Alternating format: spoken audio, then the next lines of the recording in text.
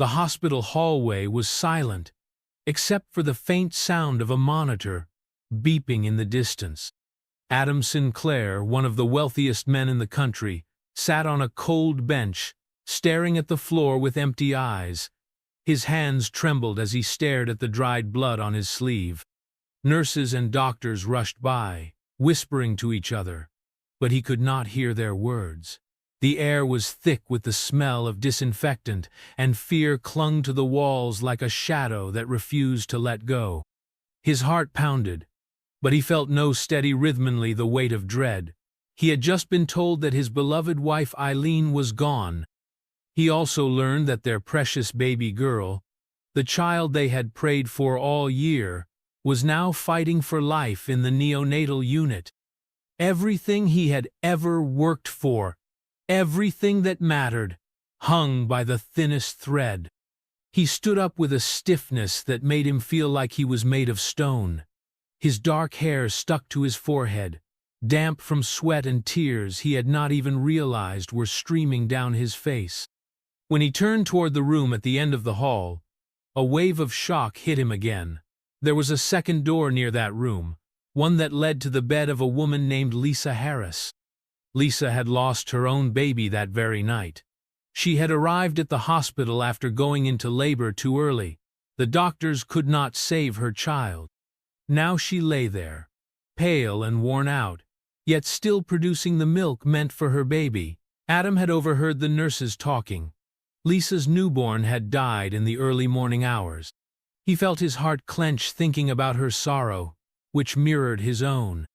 Yet there was a strange connection that he couldn't ignore. His baby needed nourishment. She was too weak for formula right now, and the doctors said a mother's milk would be ideal if they could find a donor right away. Time was of the essence. Adam had never considered such a situation in his life. He was a man who believed he could buy or fix anything with enough money and will, but now he was faced with a stark reality. Nature demanded something he could not give on his own. The only hope was if someone like Lisa would be willing to help. He took a deep breath. In that moment, his mind was blank except for one thought: please let my daughter live. But then, something even more shocking passed through his head. Could I really ask this woman, who is grieving her own child, to feed mine?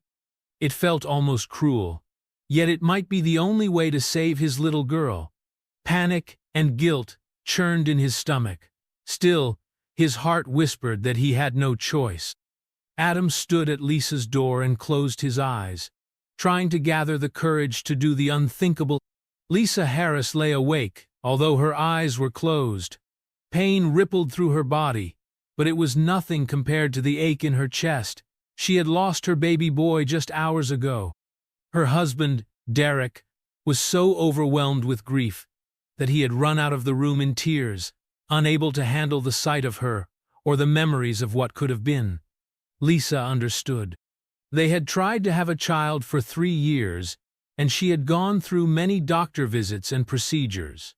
Now, in the blink of an eye, their hope was gone. She could still feel the milk filling her breasts, a painful reminder that her baby was no longer there to feed. The maternity ward was filled with the quiet cries of newborns who were healthy enough to be with their mothers. Each soft whimper she heard through the thin walls was like a fresh wound. She tried to cover her ears, but the sounds kept coming. Her nurse, Sarah, entered the room with a gentle knock. "Lisa," Sarah said, voice tender, "I know this is a terrible time, but I need to check your vitals. Also," she paused, looking unsure if she should continue. Lisa opened her eyes. "What is it?" Sarah's face was kind, but her eyes were full of sympathy. "Mr. Sinclair's baby was born around the same time as yours. His wife." The nurse's mouth quivered, and she could not finish that part. Instead, she continued, "The baby is having a hard time right now. She's very weak, and they need breast milk. Normally, they would ask for a milk bank donation, but she needs immediate help, and all the mother's friends or relatives are either unavailable or can't help in time." I understand this might be too soon to ask, but the doctors believe that fresh breast milk might be critical for her survival at this stage. Lisa felt her heart clench. She thought of her own son, her sweet baby she never got to hold alive. She thought of the mother's milk her body was still producing, even though her arms were empty. Part of her wanted to scream at the cruelty of this request. Another part of her felt a strange stirring of compassion. She knew too well what it felt like to be desperate to save a baby. Sarah placed a gentle hand on Lisa's arm. "There's no pressure, but Mr. Sinclair may come by to speak with you. We don't want to push you if you're not ready, but time is of the essence for that little girl." Lisa nodded numbly. She could not imagine how it would feel to feed another woman's baby just hours after losing her own. Yet, she could not push away the thought that perhaps this was something bigger than her own grief. She closed her eyes again and listened to the sound of her heart beating in her ears. Adam stood at the threshold, uncertain if he should enter. His suit jacket still had traces of blood. He had not changed yet, even though the staff offered him fresh clothes. Changing felt like giving up, so he chose to remain in the same attire. He cleared his throat and gently tapped on the door. Lisa lifted her eyes to see him. Yet, at that moment, he looked like a lost child. His face was pale, and his eyes were rimmed with red. He tried to speak, but no words came out. Lisa swallowed. "You can come in." Adam stepped inside and shut the door behind him. He ran a trembling hand through his hair. I don't know how to do this," he said softly. "I'm so sorry for your loss. I wish there was something I could do to take away your pain. I know nothing I say can make it better." Lisa tried to sit up, wincing at the soreness in her body. "I'm sorry for your loss, too. I heard about your wife." Adam's eyes flashed with renewed sorrow. He nodded. She didn't make it. We had complications, and by the time the doctors realized what was happening, it was too late. Our baby girl survived the birth, but she's very weak. The doctors say she needs the best possible nutrition." "If you could," he paused, unable to finish the sentence. Lisa breathed deeply, bracing herself. "They told me I might be able to help." Adam dropped his gaze to the floor, ashamed and desperate. "I hate to ask you this now. You just lost your baby. I know how cruel this must feel. If there was any other way, I would never bother you like this. But I can't lose her. She's all I have left." He tried to steady his voice. "If you say no, I'll understand. I'll figure something else out. But I wanted to ask you personally, because I believe only you can decide this." Lisa stared at him for a moment, her mind spinning. She saw the raw grief in his eyes, the same grief she felt in her own heart. She thought about how her baby would never open his eyes, never smile at her, never cry. A wave of sadness swelled in her chest, and she almost felt like she would drown in her own tears. But another thought broke through. She could at least help another baby live. Maybe that would not heal her, but it could bring some meaning to this loss. She clasped her hands together, summoning the courage to speak. "I will do it," she said slowly, "because I don't want anyone else to feel what I'm feeling right now." Adam looked up, his eyes shining with tears. "Thank you. I don't know how to thank you enough." Lisa's face tightened. "Let's just do our best for your daughter." The next morning, the hospital staff arranged for Lisa to meet the tiny infant girl. She had a slight frame and was kept in a warm incubator. An oxygen tube helped her breathe. Lisa felt her heart lurch at the sight. The baby's chest rose and fell so gently, it was as though a single breath might be her last. Adam stood next to Lisa, arms folded across his chest as if trying to shield himself from more pain. A nurse gently lifted the baby and placed her in Lisa's arms for feeding. Lisa's hands shook, and her eyes filled with tears. She glanced at Adam. He gave her a small nod and wiped his eyes. Lisa looked at the child, whose tiny lips parted, ready to latch on to the source of nourishment. The moment the baby latched, Lisa felt a rush of emotion that nearly overwhelmed her. Tears streamed down her cheeks as she felt the soft pull of the baby drinking. She did not know whether to feel sorrow because her own child was gone, or gratitude because she could help save this little life. Maybe it was both. Adam watched the scene with quiet awe. He knelt next to the chair where Lisa sat. He gently touched his daughter's head. His voice was weak. "Thank you, Lisa," he whispered. "You are giving her a chance." Lisa nodded and kept feeding the infant. Despite the heartbreak both of them carried, in that moment, there was a sense of hope. It was like a small light in a very dark room, but it was there, flickering bravely against the shadows. When Lisa was discharged, Adam's child was still too fragile to leave the hospital. The doctors wanted the baby to stay in the neonatal care unit for at least another few weeks. Lisa returned to her small apartment, full of empty baby items. The crib, the tiny clothes, the stacks of diapers. Derek was there, but the mood between them had shifted. He was kind, but he was so wrapped up in his own grief that their conversations felt hollow. Late at night, Lisa would lie awake in bed. The silence reminded her of the cries she would never hear. She tried to find a reason to keep going. Meanwhile, Adam arranged for a private nurse to help Lisa with her postpartum recovery. He also requested that she come to the hospital regularly to feed his daughter, who had begun to gain a little bit of strength.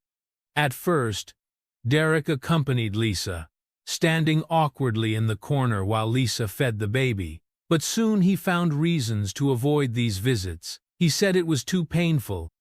She did not know how to process her own feelings either, much less help him with his. They were drifting apart in a sea of grief, and neither knew how to reach the other. Over time, Lisa started to see small improvements in Adam's daughter. The baby could breathe better, and her color looked healthier. Each time Lisa held her, she felt a strange mix of joy and sorrow. She was grateful the baby was thriving, yet each feeding reminded her of the son she had lost. Adam noticed her sadness. One day, as Lisa was leaving the hospital, he gently touched her arm. "Lisa," he said, "I know this is all too much. If there is anything you need, please just tell me." Lisa nodded, too tired to speak. She left with tears burning behind her eyelids. Life felt like a cruel test, and she was not sure how to pass it. But there was a quiet sense of purpose in her visits. She was doing something that mattered, even if it tore her apart inside. Another week passed. The baby's condition improved enough for her to be removed from the oxygen tube. Adam's relief was obvious. He spent more time at the hospital, sitting beside the tiny crib, reading stories in a low voice, or just watching his daughter sleep. One afternoon, the doctor approached them both with a new plan. "If this progress continues," the doctor said, "we may allow the baby to go home in a week or two. However, she will still need close monitoring and frequent feedings."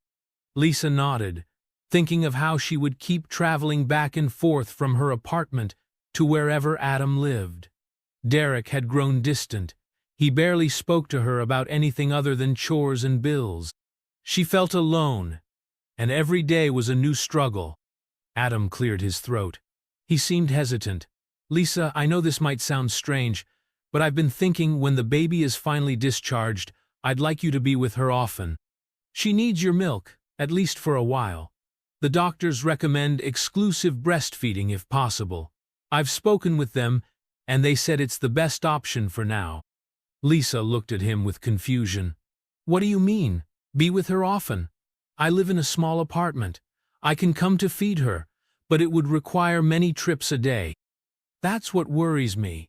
The baby should not travel too much at first, and you have your own recovery to consider." He paused, clearly struggling with how to say what was on his mind.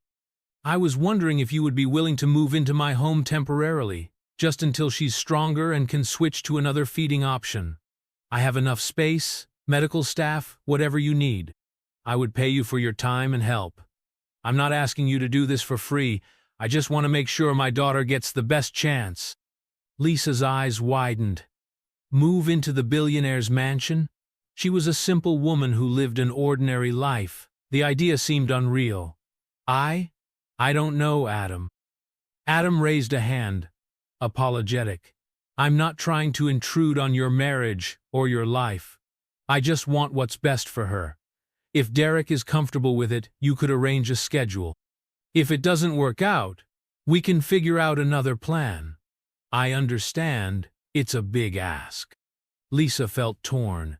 On one hand, feeding the baby had become part of her daily routine. On the other, she feared it would put more strain on her already shaky marriage. She needed time to think. "Let me talk to Derek," she said softly. Adam nodded, relieved that she did not outright refuse. "Thank you. Please, just think about it. I'll respect whatever decision you make." When Lisa told Derek about the idea, his reaction was swift. He paced the living room, hands shoved in his pockets, brow furrowed. "You want to move into some billionaire's house?" he asked, his voice loud with anger. "Lisa, I know we're both sad about our baby, but this is insane." She tried to remain calm. "Derek, I don't want to move in, but their baby is still fragile. The doctor said she needs my milk on a regular schedule. It's not like I can just go over once a day. She needs feeding every few hours." "Then pump," he suggested, almost shouting. "Why do you have to go there and live with him?" Lisa rubbed her arms, feeling a chill. "It's not so simple. With pumping, we can do that, but the baby might need direct feeding at times. She's still learning how to latch. I'm exhausted." Derek stared at her, a mix of hurt and confusion on his face. "I can't believe this. We lose our baby, and now you're giving all your energy to someone else's child. It's like you're forgetting our pain, our own son." Lisa felt tears well up in her eyes. "How can you say that? Everything I do reminds me of him. Every time I feed that baby, I think of our son. I haven't forgotten anything, Derek." He paused, his anger shifting to sorrow. "I'm sorry. I can't handle this. I miss him so much." Lisa reached out to him, but he stepped back. "Derek, we can talk more. I haven't agreed to anything yet, but if it's going to help me heal, and if it's going to save that baby's life, maybe it's not such a bad thing." Derek closed his eyes. "I can't stop you, but I'm not sure I can be there. Watching you do this every day, it hurts too much." Lisa nodded sadly. She realized that grief had built a wall between them, and she could not tear it down alone. They were each lost in their own anguish. She thought about how this might be her chance to do something positive, maybe find some closure. She also worried about what it might do to her marriage. Still, late that night, lying awake, she remembered Adam's words and the baby's tiny face. She made her choice. A few days later, Lisa arrived at Adam's sprawling estate. It was unlike anything she had ever seen in person. Tall gates with intricate designs, a long driveway lined with neatly trimmed hedges, and a mansion that looked like it belonged in a movie. She felt out of place as soon as she stepped out of the taxi. The driver helped her remove a small suitcase and some other bags. She had told Derek that she would try this arrangement for a short period. He had not come to see her off. Adam greeted her at the front door, wearing a casual shirt and slacks instead of his usual suit. His face lit up with relief. "Lisa, thank you for coming," he said quietly. "I promise I'll try to make this as comfortable as possible." The staff appeared: housekeepers, a personal chef, and a nurse hired specifically to look after the baby around the clock. Lisa felt overwhelmed. She was used to cleaning her own home, cooking her own meals. She wasn't sure how to act around all these people, but she pushed her nerves aside, thinking of the baby's needs first. She followed Adam to a cozy room set up for her. It had a large window with a view of the garden, where flowers bloomed in every color. The bed was plush, the linens crisp and fresh. A small, soft crib stood in the corner, Should the baby need to be near Lisa during nighttime feeds? Once she settled in, Adam gently knocked on her door, holding his daughter in his arms. The baby was sleeping, her tiny hand curled around Adam's finger. He looked at Lisa, a note of quiet awe in his eyes. "She's doing better, gaining weight. I think your milk and your presence have helped so much." Lisa smiled, a small warmth spreading in her chest. "I'm glad she's growing stronger. That's what matters." Adam nodded. "I'll let you rest for a bit. Meals are served whenever you're ready, but don't feel pressured. We'll have a schedule for her feedings, and the nurse will coordinate with you." Lisa thanked him and watched as he left, carefully cradling the baby. She felt a strange sense of comfort in this house. Despite the tragedy that had brought them to this point, there was an air of possibility here. Maybe it was the bright halls and cheerful flowers in the garden, or the knowledge that something was getting better every day. She did not know. But she felt something shift inside her, like a small bud of hope unfurling, even amidst the grief. In the days that followed, Lisa fell into a rhythm. She would wake up early, feed the baby, then rest a little before breakfast. Sometimes Adam joined her in the dining room. Other times he was out in the world, attending to his many business responsibilities. The nurse and housekeepers were kind, giving Lisa her space but also offering help whenever she needed it. Adam's daughter, whom he had named Ava, grew stronger by the day. Her cheeks started to fill out, and she began to smile in her sleep. Watching her tiny eyes blink up at her made Lisa's heart ache with both sadness and joy. She found herself talking to Ava in a gentle voice, telling her little stories. She told her about the stars, about the flowers in the garden, about the soft blankets in her crib. She tried not to think about how she would have spoken to her own son. Sometimes, in the middle of the night, Lisa would wake to Ava's cries. She would hurry to the crib and gather her in her arms, her heart pounding with maternal instinct. As she fed Ava, she would feel a rush of tenderness. It felt so natural, yet it also reminded her of the little one she had lost. Tears often slipped down her cheeks, but she did not stop. She let the grief flow through her, hoping that perhaps she was doing the right thing after all. Adam began to open up to her little by little. One evening, after Ava had fallen asleep, he sat beside Lisa in the living room.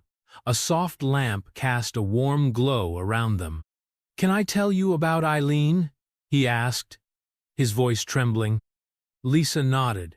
She felt honored that he wanted to share. Adam started telling stories about how he had met Eileen in college. They had married young, and she had been his biggest supporter throughout all his business ventures. Their marriage was filled with laughter. When Eileen finally got pregnant, they were overjoyed. They made all sorts of plans for the future family vacations, teaching their child about kindness and generosity, growing old together. Then, in one cruel night, it was all snatched away. Lisa listened quietly, tears gathering in her own eyes. She related to his heartbreak in a way no one else could.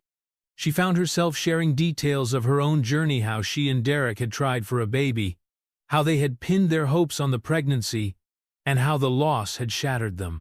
Adam placed a gentle hand over hers. "I'm sorry, Lisa," he said.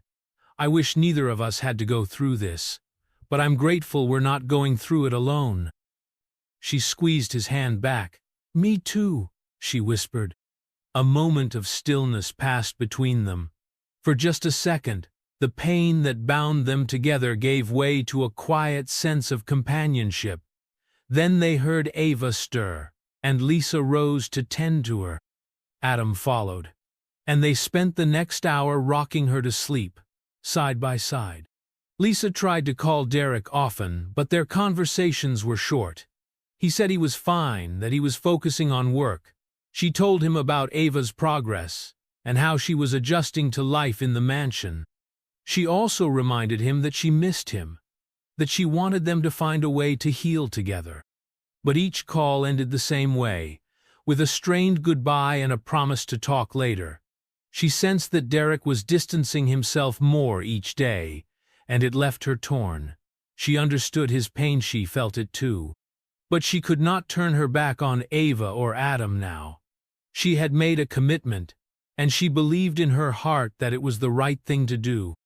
Meanwhile, Adam found himself growing closer to Lisa. He admired her strength and kindness, and he saw how she cared for Ava with genuine love, even though it hurt her. Late at night, he would sometimes stand outside Lisa's door, listening to the soft lullabies she sang when Ava was fussy. He felt a confusing mix of gratitude and a growing affection he could not name. Lisa was not blind to his attention. She felt a connection too, one that went beyond just shared grief. But she also felt guilt. She was still married, even if her relationship with Derek was in trouble. She pushed aside these confusing thoughts, focusing on the baby. She told herself that once Ava was strong enough, she would go home and try to fix things with Derek. She had no place in Adam's world. Yet, her heart sometimes whispered that she belonged nowhere else but right here, feeding Ava, comforting Adam, and perhaps finding a new sense of purpose. Several more weeks passed, and Ava's health improved steadily. Doctors visited the mansion to check on her and confirmed that she was reaching milestones for her age. Lisa felt relieved every time the doctor gave a positive update. She had come to love Ava like her own, although that love was laced with the sorrow of what might have been. One evening, after Ava had finally fallen asleep in her nursery, Adam invited Lisa to join him in the garden for tea. It was a pleasant night. The sky was clear, and the stars sparkled overhead. Soft light from lanterns flickered along the stone path. They sat on a wooden bench near a rose bush. Adam took a deep breath. The doctors say she's doing great. Soon, she might not need breastfeeding so often. They're even considering introducing formula as a supplement. That's wonderful, Lisa said, her voice tinged with both joy and sadness. I'm so happy she's healthy. She's come such a long way. Adam's eyes flickered with emotion. She has, and that's because of you. I know our arrangement won't last forever, but I'm grateful for every minute you've spent here. Lisa looked down at her hands, her mind racing.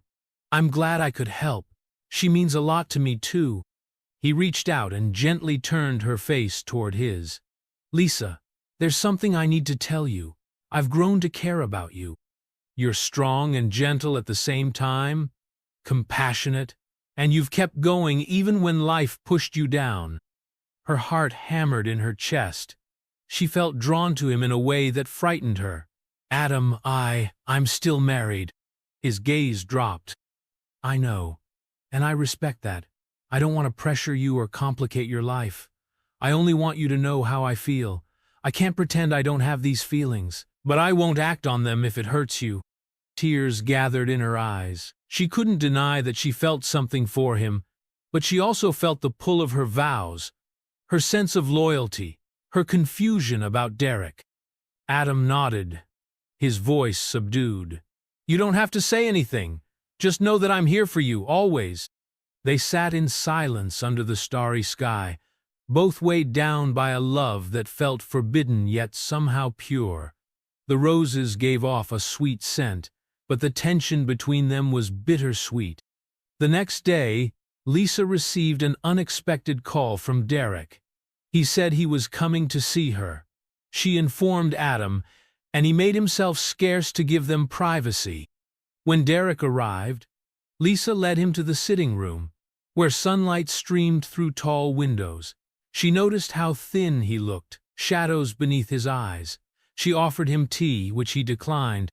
They sat facing each other, awkward tension filling the space. I've been thinking, Derek began, looking around the opulent mansion. We lost our son, Lisa. I know you've been coping by helping this baby, but I feel like we've drifted apart to the point of no return. Her heart squeezed. Derek, I never wanted us to drift apart. I tried calling, but you never seemed to want to talk." He ran a hand through his hair. "I was angry. At life, at the doctors, at you, and at myself. I know it's not fair. I'm sorry for that." Lisa lowered her gaze. "I'm sorry too. For everything. But I don't regret helping Ava. She's alive because of it." Derek exhaled slowly. "I'm not here to argue about that. I can see the baby is well and I'm happy she survived. But I came to say that I'm ready to move on. I can't stay stuck in this grief. I think we both know our marriage isn't the same anymore, and I don't see a path forward for us together." Lisa froze, tears burning her eyes. You want a divorce?"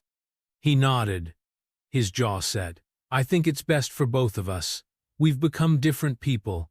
I want you to be free to continue doing what makes you feel whole. Maybe you belong here, helping this baby and moving on with your life. I know I need to start over too." She wiped a tear from her cheek. Part of her felt relief, which made her feel guilty. Another part was filled with sadness at the end of something she had once cherished. "Derek, are you sure?" He placed a gentle hand on hers. "Yes. I don't want to hurt you. I just want us both to heal. And if that means letting go, then I'm ready." They spoke for a while longer, tears in their eyes, but no anger. It was the most civil conversation they had had in a long time. In the end, Derek stood up and kissed her forehead softly. "I'm sorry we couldn't make it work, Lisa, but I hope you find happiness." She nodded, her heart heavy yet oddly calm. He left, and Lisa sat alone, tears streaming down her face. She felt a wave of grief for the marriage that had died alongside their child. Adam found her later, sitting by the window, looking out at the garden. He stood quietly for a moment before clearing his throat. "I heard Derek left." Lisa nodded, still gazing outside. "He wants a divorce." Adam walked closer, concern etched on his face. "I'm sorry. That must hurt." She turned to him, tears on her cheeks. "It does. But I think, deep down, we both knew it was coming. Our baby's death changed everything between us. We couldn't find our way back." Adam hesitated, then softly asked, "What will you do?" She shrugged, trying to hold in a sob. "I don't know. Part of me wants to run away somewhere, start fresh. Another part wants to stay here, keep caring for Ava. I'm torn." He placed a gentle hand on her shoulder. "Lisa, you've already changed my life and Ava's. Whatever you decide, just know that you have a home here. I mean that. You're not alone." She looked into his eyes and felt the intensity of his words. She remembered his confession in the garden, how he had said he cared about her. She thought about the flutter in her heart whenever he was near. It scared her, but it also made her feel alive for the first time since her son's death. Taking a shaky breath, she spoke in a near whisper, "Maybe I need to stay a little longer. At least until Ava doesn't need me anymore. Then I'll figure things out." Adam nodded, relief visible on his face. "Take all the time you need." They stood there, silent, the warmth of a late afternoon sun washing over them. In that quiet moment, they both recognized that something deep was forming between them. They were no longer just two grieving souls. They were becoming something more, though neither was sure what it might mean. Days turned into weeks, and Ava continued to thrive. Lisa spent her mornings feeding and playing with her. She would sing lullabies or read stories, even though Ava was too young to understand the words. In the afternoons, Lisa took walks around the estate, sometimes with Adam, sometimes alone. One night they stood on a small balcony overlooking the garden. The moon was high and bright. Lisa hugged her arms, a gentle breeze lifting strands of her hair. Adam draped a light shawl over her shoulders, his touch lingering. She looked at him, feeling her heart thud with nerves. "Thank you." Adam nodded, stepping closer. "I can't help wanting to protect you, Lisa." She swallowed hard. "I don't know where my life is going. Derek will file for divorce soon. My entire future is unclear. Adam met her gaze. Mine is unclear too. But one thing is sure. I care about you. I think I'm falling in love with you. Lisa's breath caught. She had known he felt something. She felt it too. But hearing him say it out loud was different. She closed her eyes, tears slipping out. Adam, I'm afraid. He gently took her hand. I'm afraid too. I lost Eileen, and I never thought I would feel anything like this again. She nodded, looking at their joined hands. I'm scared of losing someone again or getting hurt or hurting you, but I also can't deny how I feel when I'm around you. I thought, after I lost my baby, that my heart was shut forever. Now I realize it's still beating, still longing for love. He wrapped his arms around her, pulling her close. They stood there under the moonlight, heads resting on each other's shoulders. In that tender embrace, they let their fears and hopes blend. Nothing was settled yet, but they knew they weren't alone. One afternoon, Lisa decided to visit Derek to sign some initial divorce papers and discuss a few last details. She felt tense during the drive. She hadn't seen him since he left the mansion weeks ago. When she arrived at Derek's apartment, the place was partly packed up. Boxes lined the walls, and it seemed he was preparing to move. He greeted her with a small nod, then offered her a seat at the kitchen table. They went through the paperwork, exchanging necessary information. Lisa felt a pang in her chest when she realized they were truly ending everything. But she also felt a sense of finality that allowed her to breathe a little easier. Derek cleared his throat. Are you happy with him? She hesitated. I don't know if happy is the word yet, but I feel like I have a purpose again, with Ava, and Adam has become a friend. Derek gave a sad smile. A friend? That's all? Lisa lowered her gaze. She didn't want to disrespect Derek by talking about her growing feelings for Adam. She felt her relationship with Derek deserved some honesty, though. He's more than that, but I don't know where it's heading. He nodded, looking at the papers on the table. I hope you find peace, Lisa. I really do. They signed what they needed to sign. Then Lisa left quietly, tears slipping down her cheeks. She felt relief, guilt, sadness, and even a hint of hope. Life was shifting, and she was powerless to stop it. But maybe, just maybe, it was shifting in a direction where she could find a new meaning. Back at the mansion, Lisa learned that Ava no longer needed constant breastfeeding. The pediatrician suggested gradually introducing formula now that she was a robust, healthy infant. Lisa had mixed feelings. She felt proud that Ava was thriving, but a part of her was afraid that, once Ava no longer needed her milk, her purpose in this house would vanish. What then? Adam sensed her worry and tried to reassure her. One evening, after Ava was settled in her crib, he invited Lisa to join him in a smaller, cozy living room near the library. A fire crackled in the fireplace, casting a warm glow. He poured her a cup of tea and sat beside her.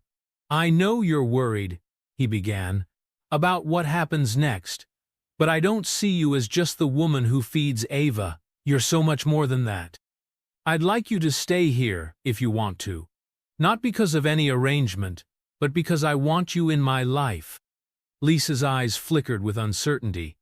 Adam, my divorce isn't even final yet. He set down his tea and looked at her, his gaze steady. Maybe we are, but life is short. She breathed in the comforting scent of the fire, thinking of the newness of everything between them. Adam nodded. I understand. I'll be patient. In the meantime, I want you to feel at home here. There's no rush to move out. Lisa gave a small smile, grateful for his understanding. She felt a warmth inside her that had nothing to do with the fireplace. A few weeks later, as word got out that Adam Sinclair had lost his wife and was now living with another woman, rumors began to swirl.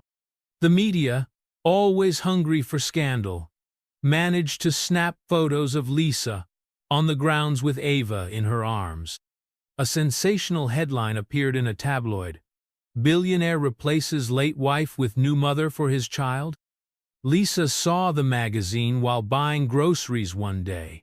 Her heart sank. The article was filled with half-truths and wild assumptions.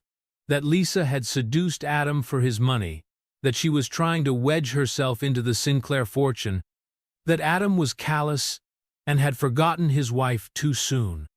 She rushed home, tears burning in her eyes. Adam was in the living room, reading some paperwork. He scanned the article, his face darkening. "I'm sorry you had to read this nonsense." She sank onto the sofa, upset. "I never wanted publicity, Adam. I just wanted to help your daughter." Adam dropped the magazine onto the floor and took her hands. "I know. And that's why it hurts me to see you dragged through the mud by these vultures. I'll have my legal team issue a statement, maybe even sue for defamation." Lisa shook her head. "I don't want a big legal fight. I just don't want them harassing us. What if this gets worse? What if they camp outside the gates, harassing me every time I step out?" Adam's eyes flickered with anger and determination. "I'll do whatever it takes to protect you and Ava. I promise." She nodded, still shaken by how quickly the media had twisted their story. For the first time, she realized that being with Adam meant stepping into a spotlight she had never wanted. Could she handle that? She wasn't sure, but she knew she cared enough about him to try. In spite of the media frenzy, life inside the mansion continued. Ava babbled and cooed, showing new expressions every day. Lisa felt a motherly pride swelling in her heart whenever Ava smiled at her. She still grieved her own child, but loving Ava was a balm that helped her heal. Adam, meanwhile, became more affectionate in his quiet way. He took Lisa on strolls around the grounds, introduced her to his closest friends who knew the real story. He even helped her with small tasks, like ordering her favorite foods or making sure she had a break when she needed time alone. One evening they sat together in the library while Ava slept in her room. The fireplace crackled softly. Adam took out an old photo album that belonged to Eileen. He opened it, showing Lisa images of a younger Eileen smiling at different milestones in Adam's life. Lisa noticed how Adam's face grew solemn, yet he didn't shy away from sharing. As they flipped through the pages, Adam looked at a photo of Eileen cradling a kitten. "She loved animals," he said. "We actually rescued this kitten from a storm drain one night." Lisa traced her fingers over the photo. "She looks kind. It's hard to believe such a bright soul was taken so soon." Adam closed the album gently. "I miss her every day, but you being here doesn't take away from what she and I shared. I hope you understand that." Lisa placed her hand on his arm. "I do. I will never replace her, but I can love you in a different way if you'll let me." Their eyes locked, and Adam bent forward, pressing his lips to hers. The kiss was soft and tentative, filled with both sorrow and hope.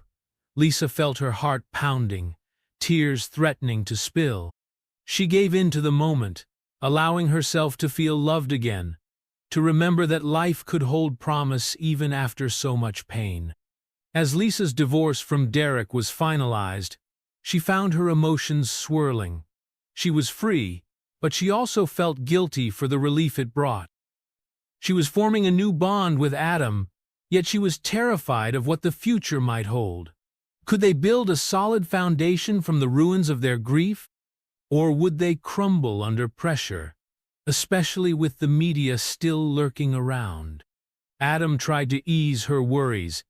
He tightened security around the estate, so reporters had to stay far from the gates.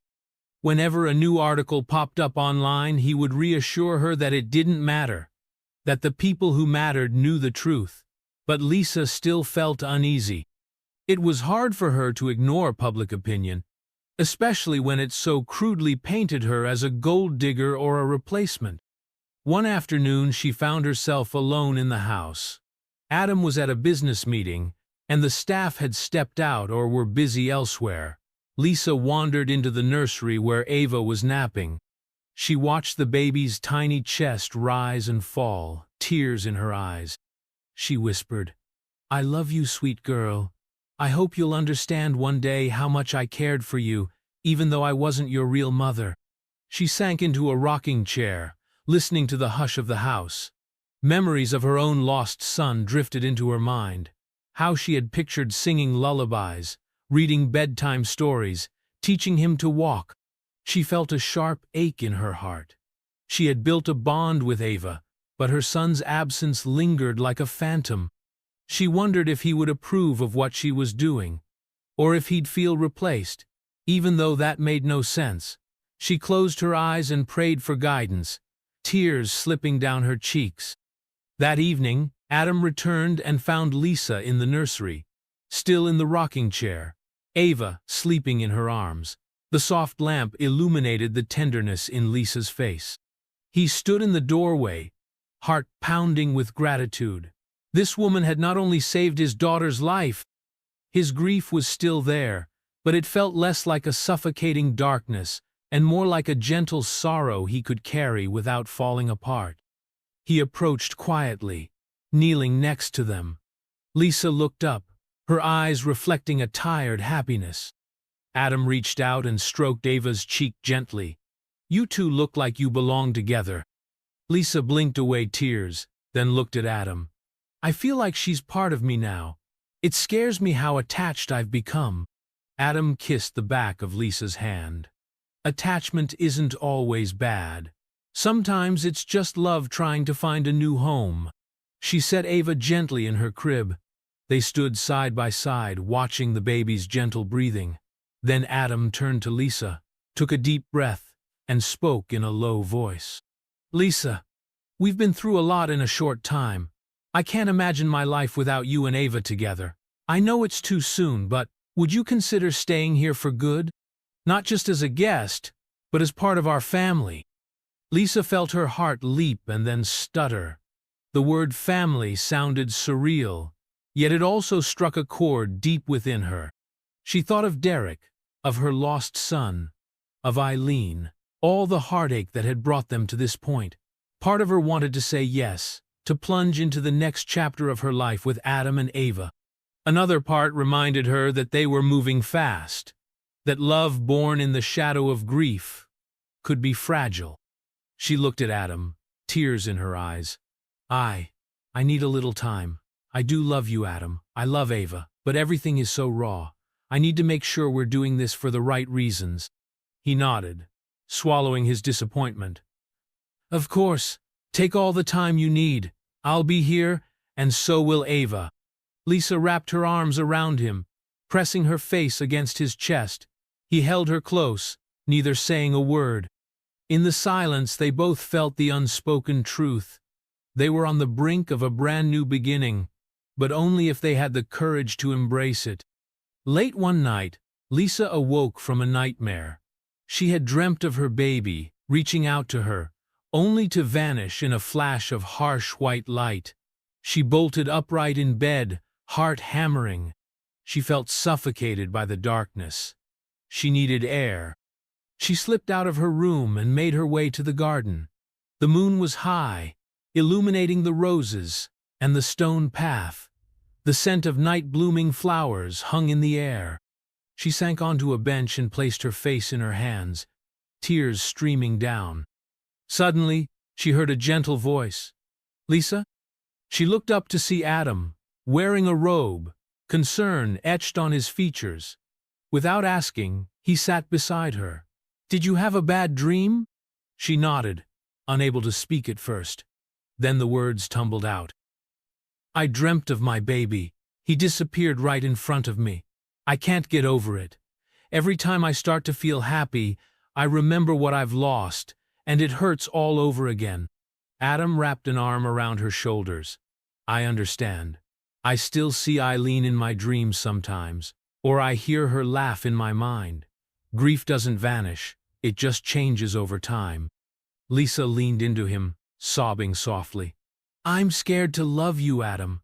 I'm scared I'll lose you too, or that I'm replacing someone I can never replace. I'm scared I'm betraying my son's memory." Adam's voice was gentle but firm. "You're not betraying anyone. Loving again doesn't erase the past. It honors it by showing we can survive, that we can keep our hearts open. I can never replace Derek, and you can never replace Eileen, or the children we lost. But maybe we can build something new, something that carries their memory forward." Lisa closed her eyes, letting his words sink in. The garden felt like a sanctuary, the moonlight a silent witness to their tears. She felt a shift, like a final release of the crippling fear that had chained her heart. "I think I'm ready," she whispered, more to herself than to him. "I'm ready to try." Adam held her until her tears subsided. They sat there until the sky grew lighter, talking in hushed tones, sharing fears and dreams. By the time dawn broke, they felt a fragile but firm resolution settling in. In the weeks that followed, Lisa and Adam took careful steps toward building a life together. She officially moved her belongings into the mansion. Derek and Lisa's divorce was finalized without rancor. They parted as two people who had loved once and would always share a bond, but were now on separate paths. Lisa stayed at Adam's side through the final media storms. Over time, the story lost its shock factor, and the tabloid journalists moved on to other scandals. Adam's lawyers made sure the worst rumors were either retracted or discredited. Most importantly, Ava continued to grow. Her first tooth came in and she started to roll around on the floor, giggling whenever Adam or Lisa made funny faces. She was a healthy, happy baby, adored by the household staff.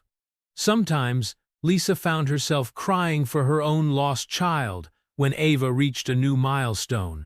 But the tears were less of raw agony and more of a poignant longing. She learned to let herself feel both the sorrow for her son and the joy for Ava. One sunny afternoon, Lisa and Adam took Ava to the garden, setting up a blanket on the soft grass. Ava giggled, reaching out for the colorful flowers around her. Adam put an arm around Lisa's waist. She leaned her head on his shoulder, sighing contentedly. "I never thought I would feel happiness like this again," she murmured. He kissed the top of her head. "Neither did I, but here we are." Just then, a nurse approached them with a cautious smile.